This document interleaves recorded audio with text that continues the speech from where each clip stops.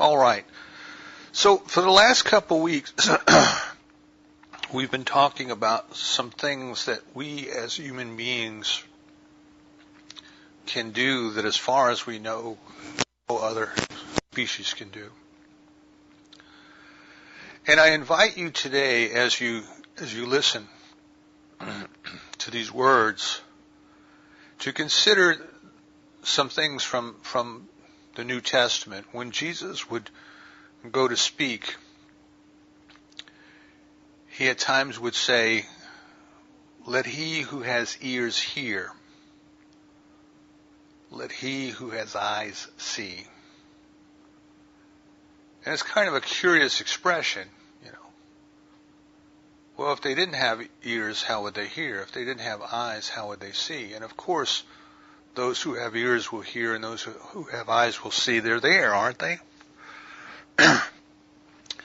And we have to go back to the idioms of the Aramaic culture to kind of get an understanding of what he was saying and why he was saying it. And what he was saying to the crowds is that you don't want to listen with your ears. You don't want to see with your eyes. That what is unfolding is a spiritual message, and it must be discerned spiritually. Not literally, not intellectually, but spiritually. So I invite you today, as you listen, to just allow the feeling of the moment, the feeling of what is going on, to be your guide. Not so much the words, not so much what you see, but what is your heart telling you? What is your heart feeling about the experience that you are having today?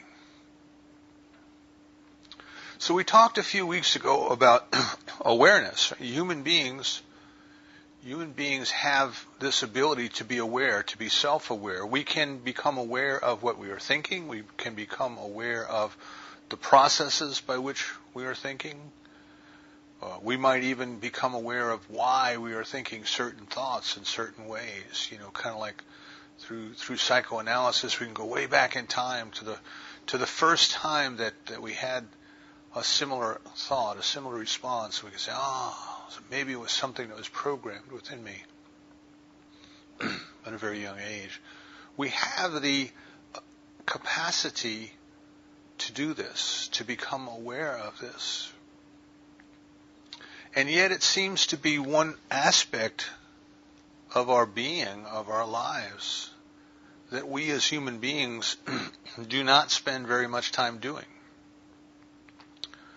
We spend a great deal of time caught up in the circumstances of life around us. We spend a great deal of time caught up in the drama, the human drama, if you will. The politics, the power, the crime, the TV, and all of these things we spend a great deal of our lives involved in. Our work, making a living, cooking, cleaning, taking care of our homes, taking care of our affairs. And we are so caught up in all of the traditional things that we seem to ignore the fact that we are capable of so much more. And that more that we are capable of is really the reason that we are here. To discover a little more of God and to share what we've learned, what we've experienced, to grow in consciousness into a greater experience of the divine. You know, if you stop and think about it, not too awful many years ago, maybe 150 years ago in this country, people spent most of their time just making a living, just farming, from sun up to sundown, just farming. They would have to get up early and tend to the animals, and then they would go out in the field and they would tend to the crops, and then they would go and take care of the tools and the buildings and preparing food and doing all the things that they needed to do just to stay alive. And it consumed their entire day, to the point where they would fall into bed at night exhausted and just drift into sleep until the crack of dawn the next morning. And over the years, functioning at the level of human consciousness, which basically, if you watch human consciousness at work, it's trying to avoid pain and feel pleasure. That's primarily what you'll see going on in the world today. So as consciousness evolves and unfolded at that human level, it came up with ways to make physical labor easier. We now have machines that can do the work in the field of hundreds of laborers, of hundreds of teams of mules plowing the field, of people who harvest, and all of these things. So the amount of time that we human beings have to spend in just surviving, just staying alive, is greatly reduced. Even working in the city, even those who have jobs that require them to do a lot of work, to travel a lot, and all of those things, even those people are not as consumed as our ancestors 150 years ago were. So it would seem that, as this time became freed up, as we had more and more leisure time, if you will, disposable time that just wasn't absolutely consumed in the simple process of living, that perhaps we could take that time and we could start to use it to do that which only we can do, to become aware of our thoughts. To kind of move our consciousness to a new level. Just kind of a small example of this. When the tsunami hit Japan a few years ago, it destroyed a great deal of the factories, a great deal of the manufacturing capacity that existed in Japan at the time. And a lot of this manufacturing was involved in producing parts that were used by the auto assembly plants. Different manufacturers would buy their parts, kind of like you're seeing on now in the news with the airbags, right? The one company that made airbags, but many different car companies purchased that airbag and installed it in their cars. So the auto industry was in a great distress at the time because their suppliers of parts had been wiped out by the tsunami. And in order to recover from that, the manufacturing was moved, a lot of it was moved to China so they could go and open new factories and get assembly lines running and get parts rolling out the door again so they could continue to assemble cars in plants all over the world. And I saw a Japanese man who was interviewed, and the interviewer was talking to him about, the loss of the manufacturing jobs. And he said, he says they're gone. There's no doubt about it. They're gone. The people who needed those raw materials, they had to have another way to get them, and they figured out how to do that. And unfortunately, we're not going to get those back. We have to accept the fact that they are gone. But maybe what we should do is, instead of trying to continue to do things the old way, trying to continue to create manufacturing jobs, maybe we need to move our economy to a service sector. Maybe we need to become the architects of the world and the engineers of the world and the scientists of the world. And we can do that with electronic communications. We can do that right here from Japan, and we can service the whole world. So maybe it's not such a bad thing that we've lost manufacturing jobs, as it is an opportunity for us to take ourselves to the next level.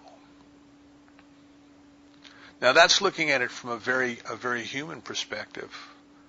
But it demonstrates what I'm talking about, is that as these old things go away, as we let our human consciousness evolve to the point where these old ways are taking from us, that perhaps what we should be doing is taking our consciousness to the next level instead of struggling with trying to get the old ways back.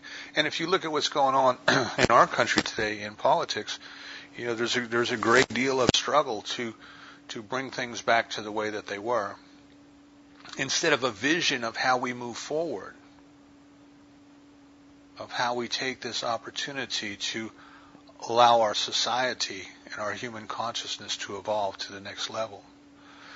So if we look at what's gone on so far, if you use the seven chakra system of the East, kind of just as a way of understanding energy centers, the first chakra is about survival. The second chakra is about sex and procreation. And the third chakra is about power and control and willpower and struggle and those kind of things.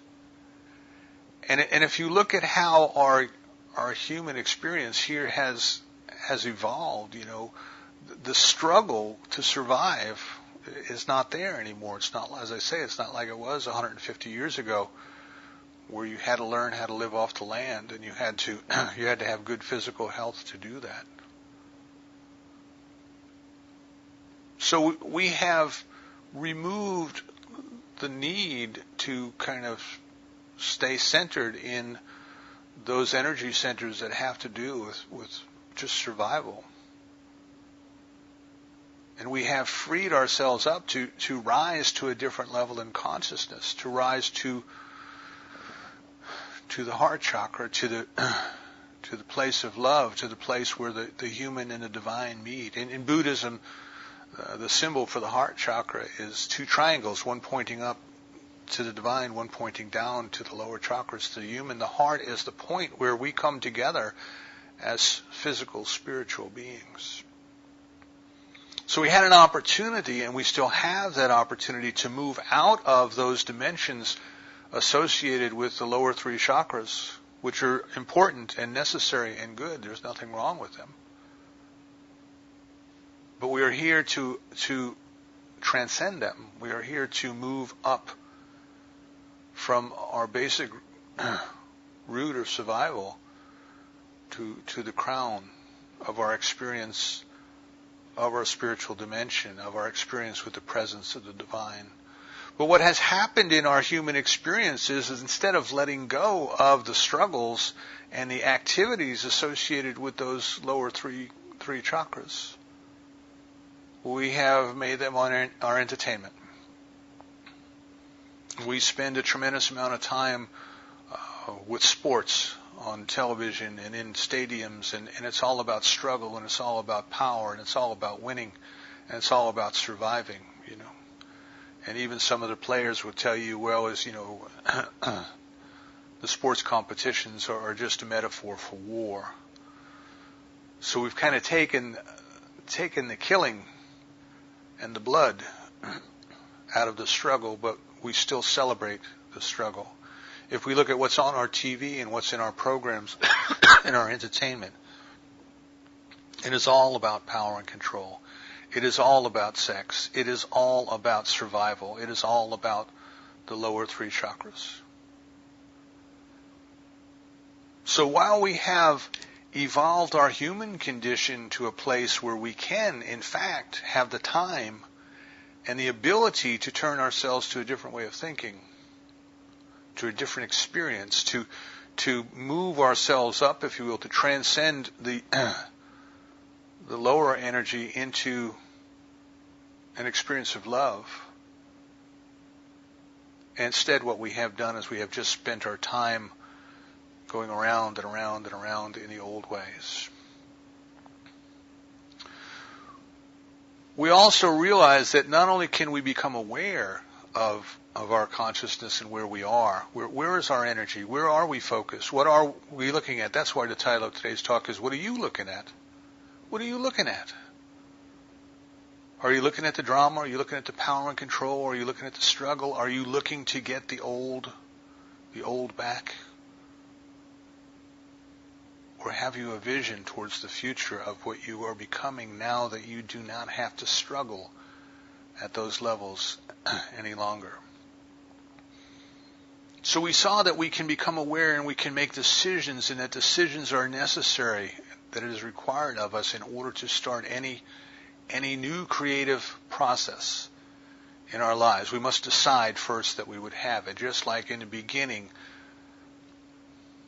Spirit said, "Let there be light," which meant enlightenment. Spirit said, "Let there be light," and there was light.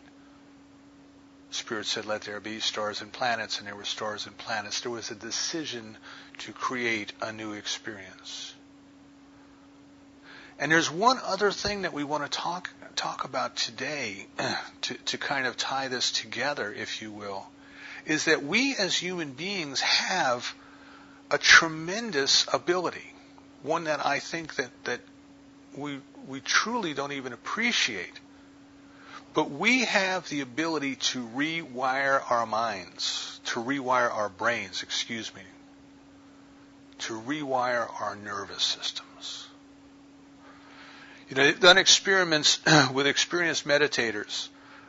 One of whom, if you look on the internet, you'll find it, is a French monk who is very closely associated with the Dalai Lama, and he was a physician before he became a monk, and he is an experienced meditator, spending upwards of 6 hours a day in meditation. And scientists who study the brain use him as an example, and he wears like this little shower cap with all these electrodes over it, and he meditates, and while he's meditating, they've got these electrodes wired up to their computer, and it provides a brain scan of the areas of his brain that have electrical impulses. And what they found is that when they asked this man to meditate on peace, the intention of experiencing peace, right, to meditate on peace, that part of his brain that scientists know is associated with experiencing peace lit up. And not only did it light up while he was meditating, but it stayed lit up for months. I was watching some lectures, on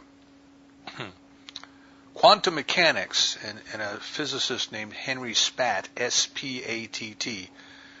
And if you get a chance later this afternoon, go on YouTube and look for Henry Spatt on consciousness and quantum mechanics. And it'll just absolutely blow your mind to hear physicists talking like mystics. And what Spatt was saying is that the traditional mechanical model of the brain is that the brain is the center of thinking, and our thoughts are the electrical impulses that occur in our brain. In fact, at one point, scientists tried to define consciousness as the summation of the electrical impulses in the brain. And I don't know how they dealt with the problem of, well, what starts the electrical impulses going along a certain line of thought in the first place. But Spatt looks at the thing from a quantum mechanical level, and I got to tell you, not everybody agrees with Spatt. There's a great deal of discussion, but it's an interesting discussion and one worth observing. Spatt says it starts with the intention to think a certain thought, the intention to have a certain experience, and that intention causes the brains, the cells in the brain, to organize a certain way, to provide the channels, if you will, for these electrical impulses, to rewire the cells in our brain to make the brain available to the experience of the intention. And this is exactly what the mystics have been saying for years. This is exactly what we teach. Change your thinking, change your life. But it's not simply enough, I believe, to have the intention and to cause the change in the brain to begin, but we must sustain it. This is what Emmett Fox says, change your mind and keep it changed. We must sustain it. And the way that we sustain it is we have intention, which gets the ball rolling, and attention, what we are looking at. See, if we sit and we do our treatment for peace, and immediately after we get up from our treatment for peace, we begin to look at the world and all of the hate and the discontent and the war and the strife and the struggle and the things that are going on at level 1 chakra, what are we giving our attention to? We are giving our attention to struggle. We said we wanted to experience peace. We give our attention to struggle. And what happens is what we are giving our attention to is constantly wiring our brains, if you want to think of it that way, or conditioning us to see more of the same. And this is why in the scriptures it says, what man seest thou becomes. What you see, you become. And it is also why we are told to turn away from the appearances. Ernest Holmes, in his textbook, says, turn completely away from the appearances. Right? Don't pay attention to the externals anymore. Don't pay attention to the old effects. Don't keep trying to go back and get yourself caught up in the energy of the old ways. You have set your intention to have a new experience. You have invited the law of mind to act upon that intention and to create within you new pathways for that experience. Ernest Holmes says the purpose of treatment is to create within yourself the avenues through which the demonstration may be made. You're rewiring your consciousness. You're rewiring your psyche. So what we must do is change our minds and keep it changed. We must become aware of what we are paying attention to and ask ourselves if what we are paying attention to is what we intended to pay attention to. If we are treating for health, we have to get our mind off of our aches and pains. And we have to get our mind on health. We must find health in this world to celebrate. If we are giving ourselves a treatment for prosperity, we must turn our attention away from lack and we must look at all of the abundance in the world. If we are giving ourselves a treatment for love, we must turn away from hate. We must look out the window of love in our soul. If we are giving ourselves a treatment for our perfect place, for fulfilling activities through work, through play, through service, then we must turn our attention away from drudgery. Now what this starts to do as we do that, this starts to take us out of the old way of thinking. It starts to lift us out of the old mentality of struggle, of power, of control, of all of the things that the human race has experienced up until this point in time that got us to the point where we can deliberately and consciously elevate our consciousness to love. It gets us out of that mode of thinking, and it in fact changes our experience. Now this is a difficult step for many people because we are so conditioned to believing that we know how things work in the world of effects that if we just simply turn away from them and focus on peace instead of war, that war will continue. That we are just fooling ourselves. And Dr. Holmes is very clear on this. He said, we're not trying to delude ourselves. What we are doing is we are working at the level of cause and ignoring the level of effect. And we are allowing that cause to create a different experience in our lives. That we shall experience peace, Those who wish to remain at the level of war can do so. That is their prerogative. That is their free will. But we will remove ourselves from those circumstances. And it will not affect us. It will not bother us. These are the examples of Daniel in the lion's den and Shadrach in the furnace. There are terrible things going on all around them, but they were not consumed by them because they had a different level of consciousness. So we must come back and ask ourselves, then where is our faith? What do we believe in? Do we believe in effect or do we believe in cause? You know, if you lived at the bottom of a ski slope and suddenly huge balls of snow were rolling down the hill and crashing into your house, that would be an effect.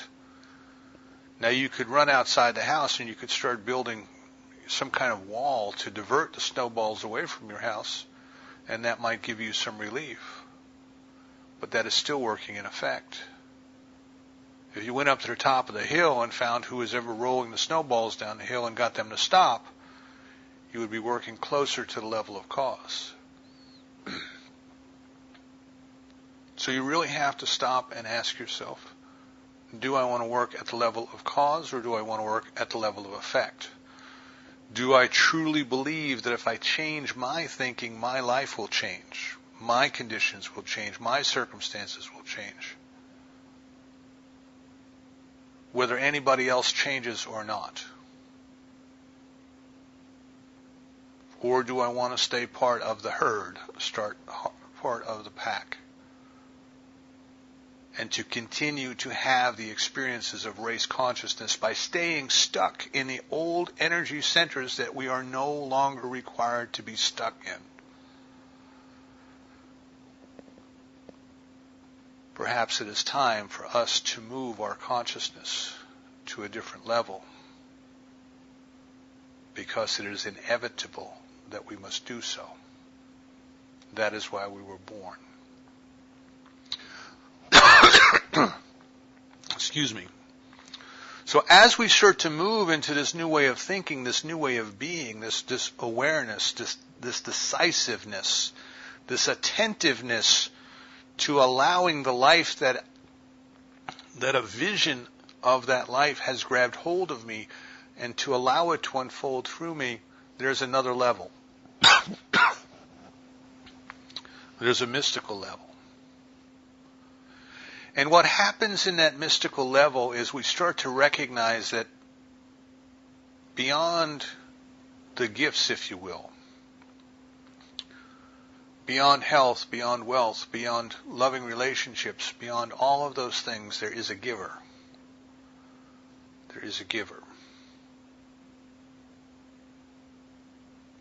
And that what we truly want, what we are truly created to do, is to experience the giver. As the ancient scriptures tell us, not to experience life, but to experience the very cause of life. That which is beyond thoughts, that which is beyond words. The great I am of the Old Testament. And we must realize that mystical experience, that spiritual truth, is not something that comes through us through the five senses. He who has ears can't hear this. He who has eyes can't see this. This is why the Upanishads say, you can't see me with your two eyes, but I have given you a third eye, a divine eye. Right? And this is the sixth chakra in the Eastern traditions. That there is within each and every one of us a capability of spiritual discernment, of spiritual knowing. That what our ultimate purpose is to lift up our eyes, the scripture tells us, to keep our eyes stayed on Thee, know God in the spiritual sense. To know God at the level of cause. To know God at a level where everything else that we experience through our human consciousness fades away. And we start to recognize it as the effects that it is. Of the little importance that it is. See, Goldsmith tells us a little bit about this. He said, when we first come into our spiritual awakening, what we try to do is we try to bring God or Spirit down into our human affairs to give us a better human life, a better place to live, a better job, better income, better food, better friends, all those things. But there comes a point where we realize that coming to know God is not for the purpose of making a better human life. It is for the purpose of realizing the spiritual life. So as we allow ourselves to transcend the lower energy, the energy that is required to exist at the human level, as we start to allow ourselves to open our hearts to experience life at a spiritual level, we then allow ourselves to catch hold of the spiritual vision, or to allow, rather, the spiritual vision to catch hold of us. We find it easier to free ourselves from the circumstances and the conditions of life and the political affairs of the world and all of these other things that are going on that are symptoms of the old level of consciousness. And we are able to focus on the only important thing in life, which is the direct experience of the divine. Nothing else matters. Nothing else will last. All of these people who are at war will eventually die off anyway. All of the governments who are involved in the strife will eventually collapse and be reformed.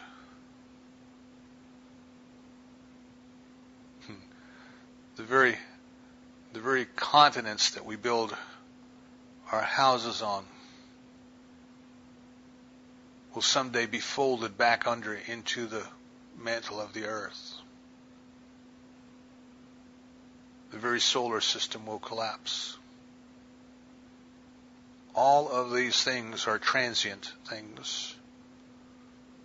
But the one permanent thing that will never collapse is the truth of our being, our spiritual nature. Excuse me.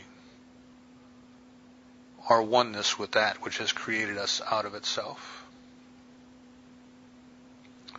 So if we stop and look at what it is that human beings are uniquely capable of doing, and yet we don't spend very much time doing it, it is that we are truly capable of becoming aware of our oneness with God.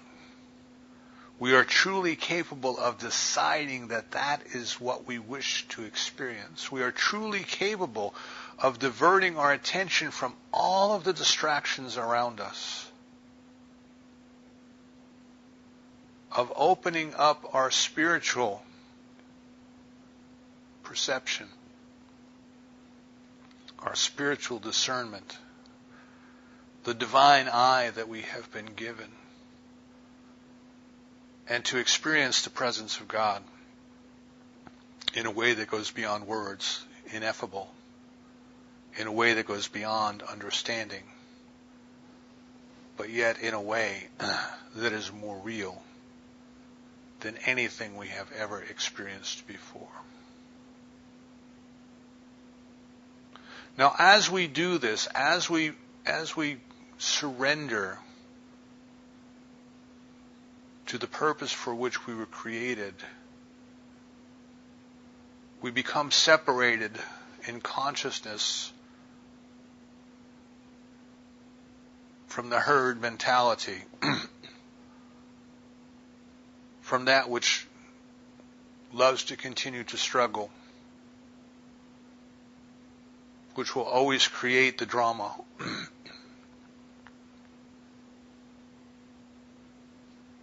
And we have to be willing to leave that behind, and to recognize that each and every person who is involved in that will also one day awaken.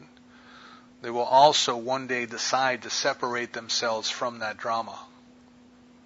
But unless and until they are ready, willing, and able to do so, we can't reach back and force them to come out of it. What we can do is we can show the way. The world has been blessed over the years with a great number of people,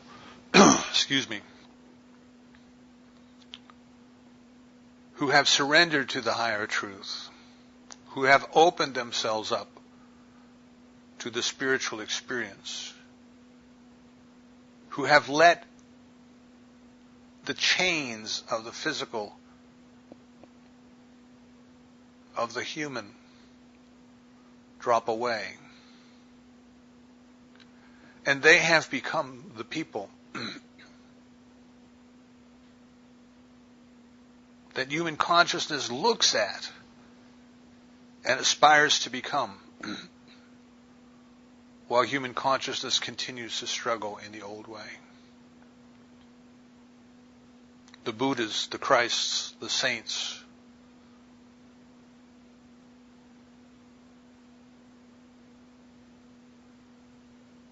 so what we must ask ourselves today is if we are willing to make the decision, to take that next step in our lives.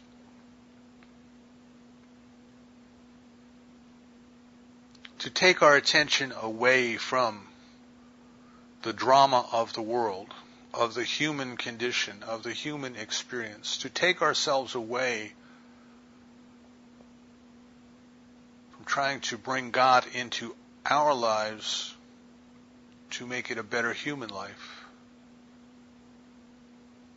and to allow ourselves to step into God's life for a better spiritual life. This is why we have been given the ability, I believe, to become aware of what and how we think. This is why we have the free will to choose to decide what we would do and what we would experience. And this is why we have the ability to keep our mind stayed on Thee, to focus our attention onto the one thing that truly matters, experiencing the presence of God. It's inevitable that we will do so. It is only a matter of when. And I ask you to consider if now is the time. The love of God has created each and every one of us out of itself as beautiful expressions of its own life, and has left us alone to make that discovery, to awaken to that truth. The best thing that we can possibly do to help the world around us break out of its struggle is not to stay involved in the struggle, but to take our consciousness to a new level, which will then help show the way, so that others who wish to lay down the sword and beat it into a plowshare might do the same.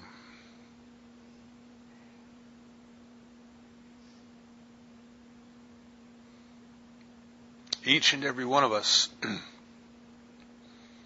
is the Buddha consciousness. Each and every one of us is the Christ consciousness.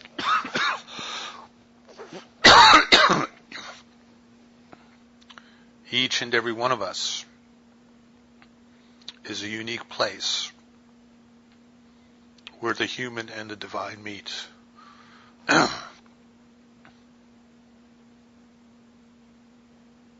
It is up to us to accept that, to realize that, and to give our attention to that, so that life itself can move to the next level. I invite you then to contemplate this week your desire, your willingness, your intention to evolve into the greatest expression of God that you can possibly be. And if this is your intention, let it be your decision, and put your attention